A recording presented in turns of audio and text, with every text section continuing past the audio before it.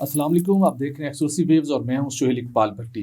आज आपको बताएंगे कि एक मरतबा फिर पाकिस्तान की ऑयल रिफाइनरियां और तेल और गैस पैदा करने वाली कंपनियां तबाही के दहाने पर पहुंच चुकी हैं। कौन सी ऐसी गलत हिकमत अमली है जिसके नतीजे में पाकिस्तान के जो एक स्ट्रेटजिक एनर्जी की जो बैकबोन है वो एक मरतबा बहुत मुश्किल से सूरत हाल से दो चार हो चुकी है। और इसके साथ आपको बताएंगे कि पाकिस्तान के सरकारी कंपनियों के जो बोर्ड ऑफ डायरेक्टर्स हैं उनके लिए कानून में तरमीम करते हुए उनकी कारकर्दगी जांचने का फैसला हुआ है। ऑडिट बाज़ाब्ता तौर पर शुरू हो चुका है, क्योंकि बहुत सी कंपनियों के अंदर जो पाकिस्तान एडमिनिस्ट्रेटिव सर्विस ग्रुप के बाबूज हैं, ब्यूरोक्रेट्स हैं, तगड़े ब्यूरोक्रेट्स, वो एक पुरकशिश ये ओहदा तो हासिल करते हैं, भारी बोर्ड फीस भी हासिल करते हैं, लेकिन कारकर्दगी उनकी एवेल्यूएट नहीं होती थी। अब वो भी एवेल्यूएट होगी। और उसके साथ साथ गैर मुल्की पार्टनर्स ने इन बाबूस के रवैयों के ऊपर बहुत स्ट्रॉन्गली अपना जो एक रिएक्शन है वो रिकॉर्ड करवाया है। और उसके साथ प्रोग्राम के आखिर में आपको बताएंगे कि मुस्लिम लीग नून के कायद मियां नवाज शरीफ और वज़ीर पंजाब मरियम शहबाज आजकल अचानक मुतहर्रिक क्यों हो गए। तो इन इशूज़ पर बात करने के लिए हस्ब वबूल मेरे साथ होंगे सैयद खालिद मुस्तफ़ा साहब। खालिद साहब, आपका बहुत शुक्रिया।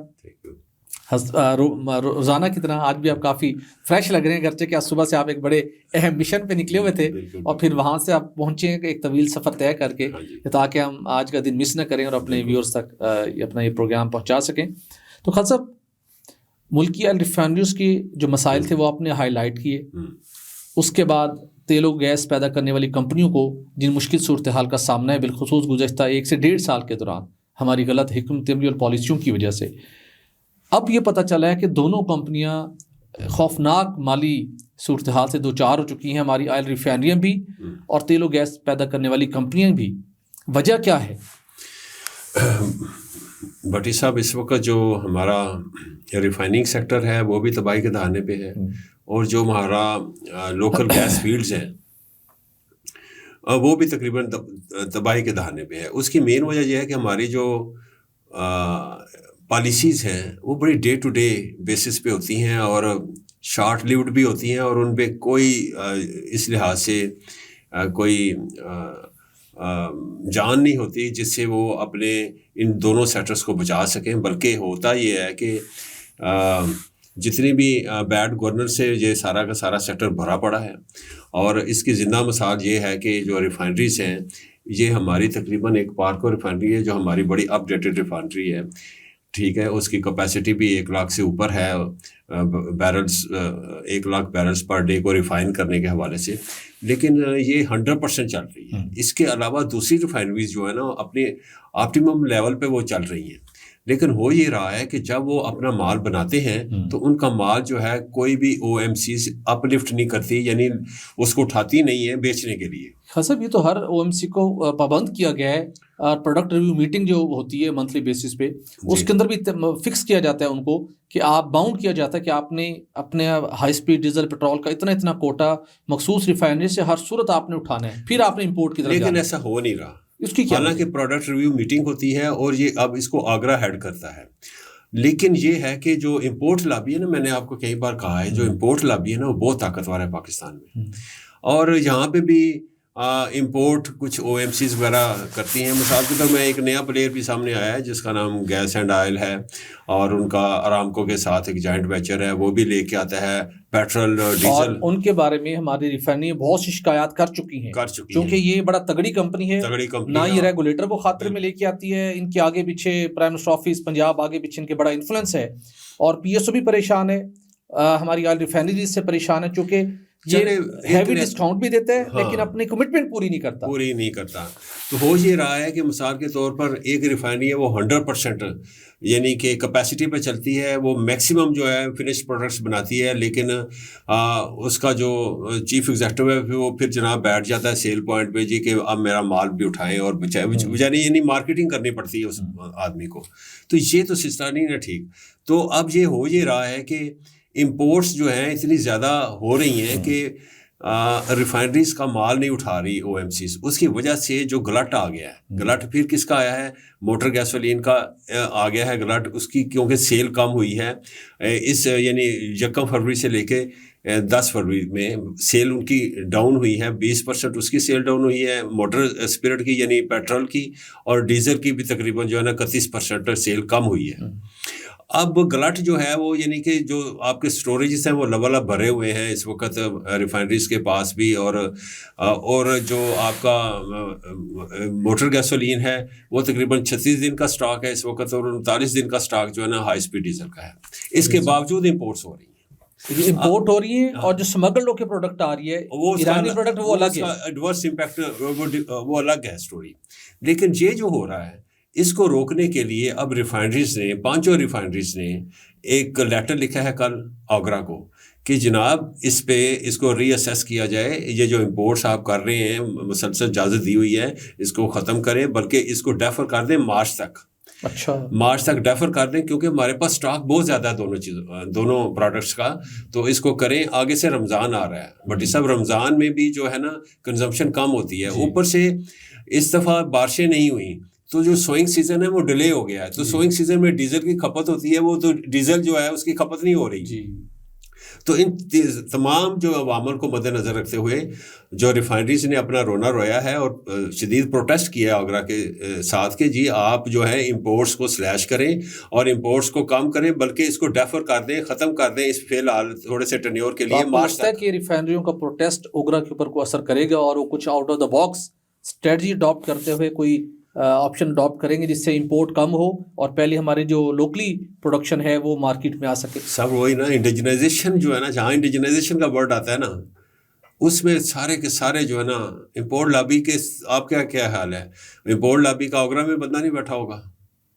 हर जगह उनका बंदा बैठा है, मिनिस्ट्री में उनका बंदा बैठा हुआ है, कैबिनेट में उनके बंदे बैठे हुए हैं, एफबीआर में उनके बंदे तो मुझे मैं मतलब देख रहा हूँ अभी मेरे सामने रेगुलेटर का ऑफिस ब्लू एरिया के अंदर G10 में मेरे सामने आ रहा है। मसूर अहमद खान चेयरमैन ओगरा, बड़े इंडस्ट्री के नाम प्रो पाकिस्तानी अप्रोच रखते हैं और मुझे नहीं लगता कि इंपोर्ट लॉबी उन पर इन्फ्लुएंस कर सकती है। मेंबर आयल जैन कुरैशी साहब मुझे नहीं लगता उन पर असर कर सकते। मेंबर फाइनेंस वो आजकल वैसे शिकस्ता दिल के साथ उनकी एक्सटेंशन नहीं हो सकी और वो हर जगह के अंदर मुश्किलात ही खड़ी करते रहते हैं, अपना रोल नहीं प्ले कर सके। अगर वो इंपोर्ट लॉबी नहीं कर सकती जी, तो फिर वो जो प्रोडक्ट रिव्यू मीटिंग में जो फार्मूले के तहत, जिस फार्मूले के तहत होती है वही फार्मूला उसको इम्प्लीमेंट करवाएं। ये तो बिल्कुल दुरुस्त बात है, ये ओगरा की जिम्मेदारी है। सबसे पहले जो है जो पाकिस्तान में फिनिश प्रोडक्ट्स बना रही है रिफाइनरीज, पहले उनका जो प्रोडक्ट है वो पहले इस्तेमाल में आए और फिर इम्पोर्ट हो।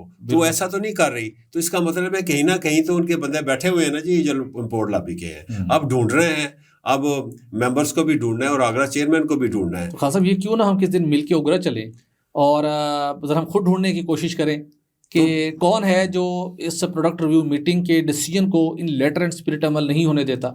बिल्कुल ये बात है। हो सकता है कि ऊपर से बाहर से जो अपने आप को बड़े ताकतवर समझते हैं, कोई पॉलिटिकल टॉवरिंग फिगर्स हों या कोई और गवर्नमेंट में कोई ऐसे बंदे हों जो उन्हें फ़ोन करते हों कि जी आप ऐसा कर दें, आने दें, इंपोर्ट्स आने दें। तो जो इंपोर्ट्स लॉबी है ना, ये एक बहुत ही खौफनाक हद तक ऊपर तो डॉक्टर मुसद्दिक मलिक साहब बैठे हैं, वो इतने हार्ड एंड फास्ट रूल वाले आदमी हैं, ट्रांसपेरेंसी को इंश्योर कराते हैं, हर जगह को टक्कर ले रहे होते हैं। तो डॉक्टर मुसद्दिक मलिक साहब के होते हुए भी इंपोर्ट लॉबी पेनिट्रेट कर सकती है, ऐसा कैसे हो सकता है? तो वो सर वो अभी तक तो उन्होंने जितना भी इंडिजिनाइजेशन के हवाले से जितने भी स्टेप्स उठाए गए हैं उन्होंने उनकी मुखालफत ही की है। अभी तक तो उन्होंने मुखालफत की है। मतलब E&P कंपनीज की अभी भी वो मुखालफत कर रहे हैं। वो जो पॉलिसी थी 35% वाली, 35% का मतलब क्या है कि इंडिजिनाइजेशन को एक्सपीडाइट करना। नहीं, वो पॉलिसी अप्रूव हुई, उसका फ्रेमवर्क ही मिनिस्ट्री खुद बना के ले गई, तो खुद मंजूर करवाने के बाद मुसद्दिक मलिक साहब खुद मुखालफत कर रहे हैं। बिल्कुल मुखालफत कर रहे हैं, बल्कि वो सुई नादरन को भी कहते हैं कि इस किस्म का लेटर लिख के भेजो ताकि तुम मुखालफत करो इस के मैं LNG हमारी बिक नहीं रही, तो हम खुद डायरेक्शन देते हैं कि लेटर लिखो मुझे। हाँ, खुद डायरेक्शन दे रहे हैं और फिर वो इसको एजिटेट करते रहते हैं मुख्तलिफ फोरम्स में कि ये हमसे ये डिसीजन शायद गलत हो गया है। तो इसका मतलब क्या है कि वो इंपोर्ट लॉबी के लिए काम कर रहे हैं ना, तो बड़ा खतरनाक। तो इसका मतलब तो ये है, देखें अगर रिफाइनरीज की अपग्रेडेशन के पे वो स्टैंड स्टिल हैं, अभी तक वो काम नहीं करवा रहे, वो अभी तक फेल हो चुके हुए हैं, या फिर वो अपनी पूरी ताकत के साथ उन्होंने कोशिश नहीं की, तो इसका मतलब क्या है कि वो हाफ हार्टेडली जो है ना अपग्रेडेशन के हवाले से केस लड़ते हैं और उन्हें अंदर की बात अगर बताया ये कि बात है, अगर ये बात है तो मैं यही थोड़ा सा ऐड करना चाहूँगा। फिर मुझे लगता है प्राइम मिनिस्टर ऑफिस इसी वजह से परेशान है, इसलिए कि कुछ मुझे मालूमात मिली हैं, अगरचे कि हमने कहा था कैबिनेट शफल होनी है कमिंग डेज के अंदर, फिर इस जुमा और हफ्ते की बात हो रही है कि शायद कुछ डेवलपमेंट हो जाए इस मामले के अंदर। और पूरी कंपनियां खुश नहीं है मुसद्दिक मलिक साहब से। उन बहुत सब ने अपनी अपनी शिकायतें पहुँचाई हैं प्राइम मिनिस्टर ऑफिस तक, और गवर्नमेंट भी परेशान है। एनर्जी सेक्टर बहुत बड़ा ऑयल एंड गैस का चैलेंज बना हुआ है। लेकिन अब ये पता चला है कि इस वक्त काम जारी है। प्राइम मिनिस्टर ने ये सोचा है कि इस मिनिस्ट्री का पोर्टफोलियो अपने पास रख लिया जाए। अच्छा, नंबर एक। इसके साथ प्राइम मिनिस्टर ने सोचा है कि इस मिनिस्ट्री के अंदर, जिस तरह पावर मिनिस्ट्री के अंदर मोहम्मद अली साहब जैसे बड़ा शानदार टेक्नोक्रेट और एक्सपर्ट रखा हुआ है, पेट्रोलियम के अंदर भी कोई हमें यहाँ पे इस टाइप का कोई एक्सपर्ट लाना चाहिए। मुझे भी लग रहा है कि मोहम्मद अली साहब को ये जो है ना ये शायद ये स्लॉट दिया जाए। अच्छा, नहीं, क्योंकि वो थोड़ी सी डेवलपमेंट हुई पिछले अच्छा, कल 2 जी। मोहम्मद अली साहब ने माजरत किया है, अच्छा, माजरत कर चुके हैं। अच्छा, लेकिन मोहम्मद अली साहब इस सारे मामले को स्ट्रीमलाइन करने के अंदर ना अपना रोल प्ले कर रहे हैं। एक अच्छा कैंडिडेट ढूंढने के लिए मोहम्मद अली साहब एक्टिवली इंगेज हैं, अपनी खिदमात दे रहे हैं। और उनको किसी ने कहा है कि भाई आप बड़े एक्सपर्ट हैं, बड़ा मंझा हुआ नाम है, बड़ा नाम है, अगर आप ये जिम्मेदारी लेने को तैयार नहीं है फिर हमें कोई शॉर्ट लिस्ट करके दें बंदा कि सर ये बेस्ट ऑप्शन है। और उस सिलसिले के अंदर पिछले 3-4 दिनों में यहाँ काफ़ी एक्टिविटीज़ हुई हैं, जिसे हम कहते हैं इंटरव्यूज़ हुए। अच्छा, एक तो वो बंदा लेके आ रहे हैं, दूसरा लाहौर से एक फैमिली है जिसका नून लीग के साथ भी माजी में ताल्लुक़ रहा है, PTI के साथ भी ताल्लुक़ रहा है, और बहुत बड़ी वो एक मुख्तलिफ बहुत बड़े इंडस्ट्रियलिस्ट है। अच्छा, उस फैमिली का एक नौजवान भी पेट्रोलियम मिनिस्ट्री के अंदर शायद आने वाले दिनों में हमें नजर आए। अच्छा, कि वो भी वहाँ बैठ के काम करे। तो वो ये लगता ही है कि इस वक्त जो आने वाले दिनों में कैबिनेट रिशफल होगी तो आप हमेशा देखने का मौका मिले कि जो मैसिव रिशफल, एडजस्टमेंट और रिफॉर्म्स होंगी इस लेवल के ऊपर, डिसीजन मेकिंग के लेवल के ऊपर, शायद पेट्रोलियम मिनिस्ट्री हो, चूँकि प्राइम मिनिस्टर बहुत परेशान है, नून लीग की टॉप लीडरशिप बहुत परेशान है। उन चीज़ों को एड्रेस करने के लिए ये इकदाम भी हो रहे हैं। मैंने कहा आपका क्योंकि रेलिवेंसी थी स्टोरी की तो मैंने उसमें ऐड कर। लेकिन मैं थोड़ा सा और इस पे बात करना चाह रहा हूँ जो लोकल गैस फील्ड है जी। बट ये सब जब भी ये LNG का गलत तो इनसे जो ना रिजॉल्व नहीं हो रहा पिछले तकरीबन 1.5 साल से ना, जब भी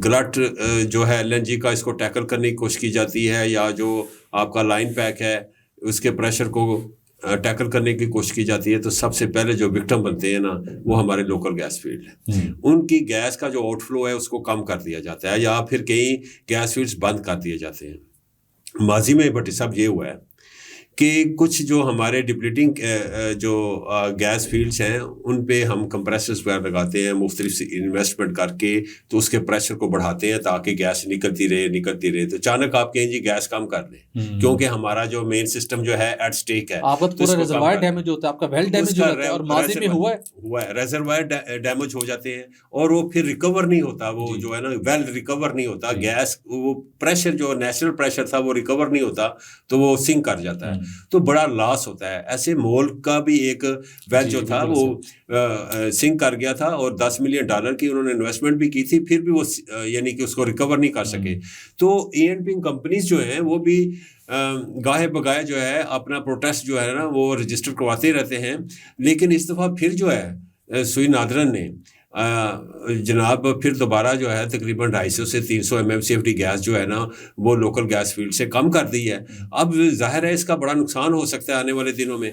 और अब अगर आपसे LNG नहीं बिक रही तो भाई LNG के इतने कनेक्शंस 30 लाख एप्लीकेशंस पड़ी हुई हैं लोगों को दें। सिर्फ सुई नॉर्दर्न में 30 लाख पेंडिंग है। हाँ। और मेरी मालूमात के मुताबिक कोई 15 लाख की लगभग दरखास्तें सुई सदरन में भी पेंडिंग हैं। हाँ, ठीक है, तो आप दें कनेक्शन, आप उनको दें, हाउसिंग सोसाइटीज को दें, LNG की कीमत पे दें। LNG की कीमत जो है वो फिर भी सस्ती है LPG के सिलेंडर से, और वो एक लेबर है कि सिलेंडर एक बच्चा लेके जा रहा है तो वो घर में कनेक्टेड हो गई तो उसमें आप गैस उससे चार्ज करें आप LNG का। भी हैं, लेकिन के हादसात भी होते हैं, लेकिन सबसे ज्यादा बेस्ट लेकिन सोहेल भट्टी साहब आपको मैं बताता हूँ कि हमारे मिनिस्टर ने पिछले दिनों में एक नेशनल असम्बली की यानी कायमा कमेटी की मीटिंग में कहा गया कि जी आप गैस क्यों नहीं दे रहे लोगों को, कनेक्शंस क्यों नहीं दे रहे, क्या मसला है, बैन क्यों लगाया हुआ है। तो हमारे ऑनरेबल मिनिस्टर ने वहाँ पे जवाब दिया कि पाकिस्तान में गैस की कमी है और इसी कमेटी में ये भी कहा कि हम गैस एलएनजी का गलत है इजाफी गैस भी मौजूद है और कह रहे हैं कमी भी है। हमने डाइवर्ट किए हैं 2 अपने एलएनजी कार्गोस इंटरनेशनल मार्केट में और 5 जो हैं हमने डेफर कर दिए हैं 2026 तक। और वहीं कह रहे हैं नए कनेक्शन भी नहीं दे सकते। देखिए अब ये कितना खौफनाक तज़ाद है। यानी आप लोगों को तंग करने क्यों करते हैं? उनको अगर गैस की एप्लीकेशंस पड़ी हुई तो दें ताकि आपकी एलएनजी जो है उसका इस्तेमाल हो सके। और आपको ये जो खौफनाक स्टेप्स लेते हैं कि लोकल गैस फील्ड्स को बंद करने का, ये ना करें, क्योंकि हम बड़ी मुश्किल के साथ एक्सप्लोरेशन प्रोडक्शन की जाती है और वो एक्सप्लोर किया जाता है और ये हमारा एसेट्स हैं, बिल्कुल इनको ज़ाया ना करें प्लीज़। बिल्कुल ऐसा है और खासा बड़ा इंपॉर्टेंट है और एसएससी की इस मामले को टेकअप करना चाहिए। और आइंदा साल कतर के साथ हमने हमारा उनके जो उसके एग्रीमेंट की ओपनिंग क्लास है वो उस पर डेफिनेटली हम उसको वो करेंगे, दोबारा निगोशिएशन होंगी। कोशिश करनी चाहिए इनको जो पहला मेन हमारा एग्रीमेंट था जिसके ज़रिए से गालबन को 7 या 8 मेरे ख्याल में हमें उसके तहत आते हैं कार्गो 6 आते हैं। कार्गो 13.37% ऑफ द ब्रांड जो है वो महंगे हैं। आप उनमें से 4 जो डिलीट कर दें, 4 जो हैं वो आपके जो हैं 10.2% ऑफ द ब्रांड वो आने दे, वो सस्ते हैं। बकाया जो है ना, एक और मैं अगले प्रोग्राम में बताऊंगा कि ये करने क्या जा रहे हैं फ्यूचर में, कि इन्होंने कैसे जो है ना स्पॉट से खरीदा किया करेंगे एलएनजी कार्गो से। अज़रबैजान का बड़े चर्चे हैं। तो मैं जनाब वो और उस चर्चे के पीछे कौन है, कौन से शख्स आते हैं, किस शख्सियत के बेटे सरगर्म हैं, बिल्कुल, और किस वजह से थोड़ी सी डिले हुई तो एक एडिशनल सेक्रेटरी को फारिग कर दिया गया कि आज़रबाईजान का मामला डिले न होना चाहिए। बड़ी इंटरेस्टिंग स्टोरी है, तो आने वाले दिनों में इसको हम डिस्कस करेंगे। तो थोड़ा सा आगे बढ़ते हैं। कल साहब यहाँ पे आपने एक बड़ी परेशान कुन स्टोरी शेयर की और हम तवक्को करते हैं कि उसको प्राइम मिनिस्टर को नोटिस लेना चाहिए, लेकिन लगता है कि वो जब तक पेट्रोलियम डिवीज़न में बड़े पैमाने के ऊपर उखाड़ पिछाड़ नहीं होती ना तो ये काम ऐसे ही चलेगा। लेकिन जहाँ पर हमने अपनी सरकारी कंपनियों की बात की, गैस कंपनियों की, वहीं पर हमारी जितनी भी पब्लिक सेक्टर की कंपनीज़ हैं और इनर पावर डिवीज़न के मातहत हैं या हमारी पेट्रोलियम डिवीज़न के मातहत हैं या बाकी जगहों पे भी हैं, फिनांस के भी हैं, इन कंपनियों के अंदर जो फेडरल गवर्नमेंट की शेयर होल्डिंग होती है वहाँ पे बहुत भाग के जाते हैं हमारे ब्यूरोक्रेट्स, और ब्यूरोक्रेट्स जिनका ताल्लुक है तगड़े ग्रुप के साथ, पाकिस्तान एडमिनिस्ट्रेटिव सर्विस माजी का DMG ग्रुप। ये जो बाबू है ना हर बोर्ड में ऐसे क्विकली लैंड करते हैं ना कि आपकी सोच है।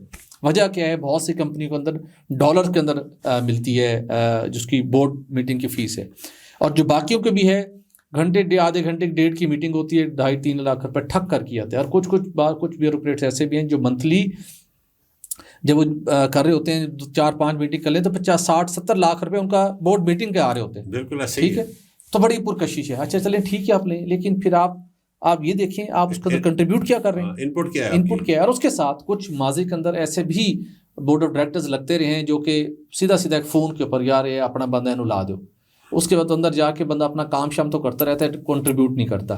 SU एक्ट 2023 में आया, 2024 के अंदर उसके अंदर तरमीम की गई। उस तरमीम करने के बाद तमाम कंपनीज को ख़त लिख दिया गया है CMU की तरफ से कि भाई जो आपके बंदे बैठे हुए हैं बोर्ड फीस भी ले रहे हैं, मरात भी इंजॉय कर रहे हैं और बाकी भी सजे कभी हल्की फुल्की काम चलाई रखते हैं, भाई इनको चेक करें इनकी दें इन्होंने एक साथ कंट्रीब्यूट क्या कर रहे हैं।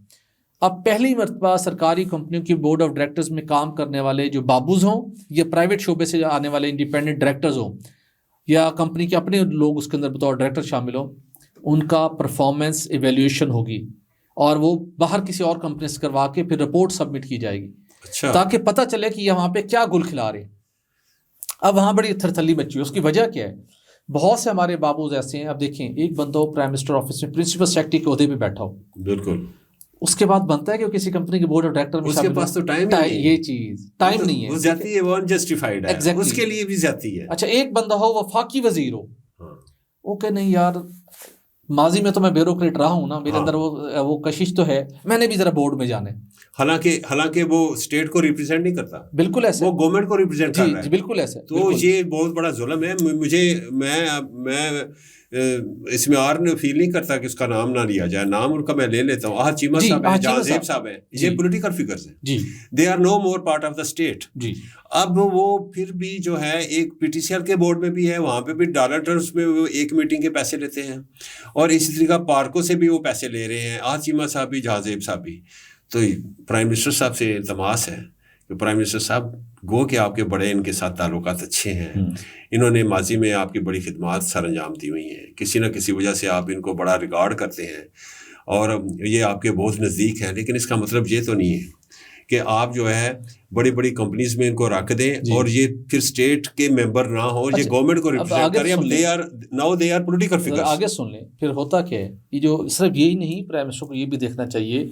अब प्रिंसिपल सेक्रेटरी अपनी जगह पे, किसी भी फेडरल सेक्रेटरी किसी भी मिनिस्ट्री का ग्रेड 21 का या 22 का, उसके पास इतना टाइम नहीं होता कि बोर्ड मीटिंग से एजेंडे की तैयारी करे, इतने बड़े प्लंदे की अपना माइंड अप्लाई करे, तैयारी करे, फिर इनपुट दे। वो क्या करता है, फिर वो खाना पूरी करता है ऐसे ही। अच्छा, उस खाना पूरी के अंदर भी आजकल क्या चल रहा है, आजकल टेक्नोलॉजी में तो बड़ी जदीद हो गई है और हर जगह पे वो लगे हुए हैं सिस्टम, स्काइप पे, जूम पे आ जाए। अब जिन कंपनियों से हमारे फॉरेन पार्टनर्स हैं, रिसेंटली उन्होंने बड़ा डिस्प्लेयर शो किया। अच्छा, वो बड़े डिसिप्लिन लोग होते हैं, तैयारी करके आते हैं और फिर मीटिंग के दौरान वो मीटिंग अटेंड करते हैं। ये नहीं है कि उस दौरान वो बैठे पकौड़े समोसे खा रहे हैं, अपने स्टाफ के साथ गप्पे लगा रहे हैं, म्यूट करके उठ के मीटिंग या फिर अपना ऑफिशियल काम कर रहे हैं, उठ के कमेटी रूम में चले गए, मीटिंग अटेंड की, फिर आके बैठ गए। वो कहते नहीं। तो क्योंकि अब ब्यूरोक्रेट्स की मजबूरी है, अगर वो मिनिस्ट्री में बैठा है, उसने 10 मीटिंग भी पीछे अरेंज की कमेटी रूम में, उसने बोर्ड मीटिंग के अंदर भी बैठना है, और तो उस वजह से बड़ा काम मुतासिर हो रहा है। पाकिस्तान का गवर्नेंस का स्ट्रक्चर जो है ना, हमें एक्सपोज कर रहा है कि हमारे कितना सीरियसनेस हमारा लेवल है। और कुछ कंपनीज के बोर्ड ऐसे हैं जहाँ पे 4-4 DMG ग्रुप के ब्यूरोक्रेट्स मौजूद हैं, कहीं 5-5 हैं। तो खुदा के लिए मुश्किल तरीन सूरत हाल से हमारी सरकारी कंपनियां गुजरी हैं। अब आप IMF के प्रोग्राम के बाद चीज़ों की बेहतरी के दावे कर रहे हैं, वहाँ पर रेलेवेंट एक्सपर्टीज़ के लोग लेके उनकी फिर वैल्यूएशन भी करें। और जिन मौजूदा वैल्यूएशन हो रही है, अभी रिपोर्ट सबमिट होनी है 1-2 माह बाद, उसके अंदर जब रिपोर्ट सबमिट हो, जिन्होंने पुअर परफॉर्म किया है उसको 2 साल मजीद वेट मत करें, उसे कहें वो दरवाज़ा चलो जाओ। और बल्कि ये होना चाहिए जो पुअर परफॉर्मेंस पे निकाला जाए कमेटी से, उसे पिछले पूरे साल की बोर्ड फीस भी वापस लें। बिल्कुल ऐसे। तो लेकिन ये काम शुरू हो गया, हम इसको फॉलो करेंगे कि इंशाल्लाह करेंगे कि उस वैल्यूएशन जो उनकी हो रही है, रिपोर्ट्स क्या आ रही हैं, ठीक है। और प्राइम मिनिस्टर को चाहिए कि यहाँ पे बाबूस की बजाय रेलेवेंट सेक्टर के एक्सपर्ट जो लोग हैं उनको लेके आएँ, जो वफाकी हुकूमत को रिप्रेजेंट करें, और फिर उनकी इवैल्यूएशन भी आप करें। लेकिन वो ग्रुप जो कि ऑक्टोपस की तरह छाया हुआ है, वो इतना मजबूत है, और उसी के घेरे में तो प्राइम मिनिस्टर साहब हैं, जिसका मैं जिक्र कर रहा था कि उस prime minister is surrounded by the powerful bureaucrats, और वो जो ब्यूरोक्रेट्स हैं वो अपना काम कर रहे हैं और गोल खिला रहे हैं। उन्होंने पावर सेक्टर का बेड़ा गर्क किया, उन्होंने पेट्रोलियम मिनिस्ट्री का बेड़ा गर्क किया, अब वो शायद टैक्स कलेक्टिंग एजेंसी का बेड़ा गर्क कर देंगे। तो फिर उन्होंने हमारे लिए 4 जो RLNG पावर प्लांट्स लगाए, जो कि वाइट एलिफेंट साबित हो रहे हैं, हमारे ऊपर बोझ बन गए हैं। और उसका फॉल आउट इम्पैक्ट जो रोल ओवर इम्पैक्ट वो ये आ रहा है कि हमारी लोकल गैस फील्ड्स को बंद किया जा रहा है। बड़ा खौफनाक सूरत हाल है। नाज़रीन, आज का आपने शो देखा, दुनिया का कोई भी मुल्क हो, उस वक्त तक वो तरक्की की मनाजिल नहीं तय कर सकता, उस वक्त तक आवाम को हकीकी मानों में रिलीफ नहीं मिल सकता, जब तक उसका तवानाई का शोबा बेहतरीन अंदाज में परफॉर्म ना कर रहा हो। और इस हमारे शोबे के अंदर इन एफिशिएंसीज, इनकॉम्पिटेंस होने की वजह से अरबों रुपए का नुकसान हो रहा है, उससे ज़्यादा नुकसान हो रहा है जितना हम बैरून मुल्क जाके कशकोल उठा के हम कर्जा लेके आते हैं। तो खुदा के लिए प्राइम मिनिस्टर से हम तवक्को करते हैं कि इस तरफ तवज्जो दें, और वैल्यूएशन जो हो रही है सिर्फ या एक बोर्ड ऑफ डायरेक्टर्स की नहीं, ओवरऑल कंपनीज के अंदर जहाँ जहाँ उनकी परफॉर्मेंस बेहतर हो सकती है, जहाँ बोटल नेक्स हैं, उनको रिमूव करें ताकि कंपनियाँ बेहतर अंदाज में परफॉर्म कर सके। नाज़रीन, हमें दीजिए इजाज़त, हमारे शो को लाइक करना मत भूलिएगा, सब्सक्राइब भी ज़रूर कीजिएगा, और अपने कमेंट से हमें भी ज़रूर आगाह कीजिएगा ताकि आपका फीडबैक हम तक पहुंच सके। तो हम खालिद मुस्तफ़ा साहब, मुझे दीजिए इजाज़त, अपना रखिएगा ख्याल, अल्लाह हाफिज़।